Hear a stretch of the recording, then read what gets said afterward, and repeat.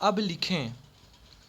महोदय, उस जमाने में रेलवे कर्मचारियों को भड़काकर के हड़ताल करना और फलस्वरूप एक ऐसी व्यवस्था पैदा करना जिसके कारण बंगाल के पीड़ित लोगों की सहायता न की जा सकी, उचित कार्य था।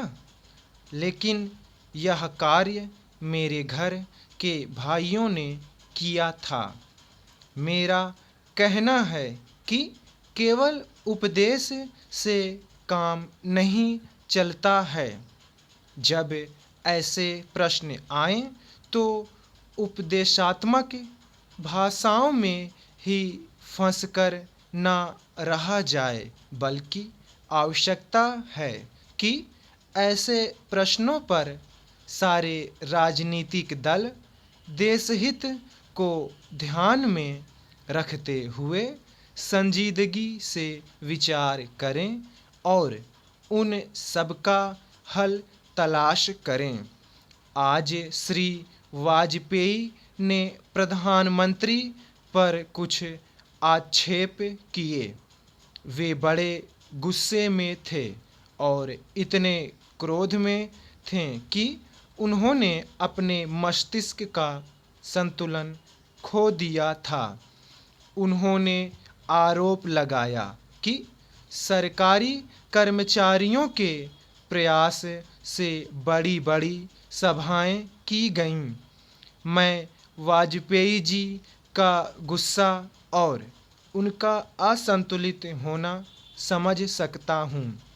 उन्होंने यह भी कहा कि प्रधानमंत्री जी ने इन चुनावों के बीच अपने भाषणों में जनमानस को ऊपर उठाने की कोशिश नहीं की, मूलभूत प्रश्नों को देश के सामने रखने की कोशिश नहीं की और आज जो राष्ट्रीय दिक्कतें और परेशानियां हैं, उन पर जनता को शिक्षित करने की कोशिश नहीं की।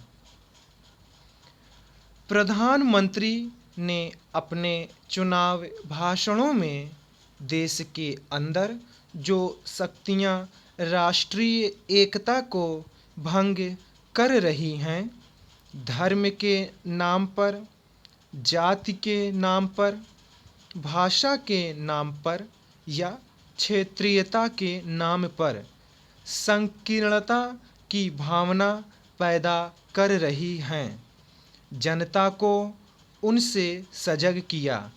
प्रधानमंत्री जी ने इस बात को अनुभव किया था कि उत्तर प्रदेश, बिहार और उत्तर भारत के समस्त हिंदी बोलने वाले इलाकों में जनसंघ संकीर्णता की भावना का प्रचार कर रहा है।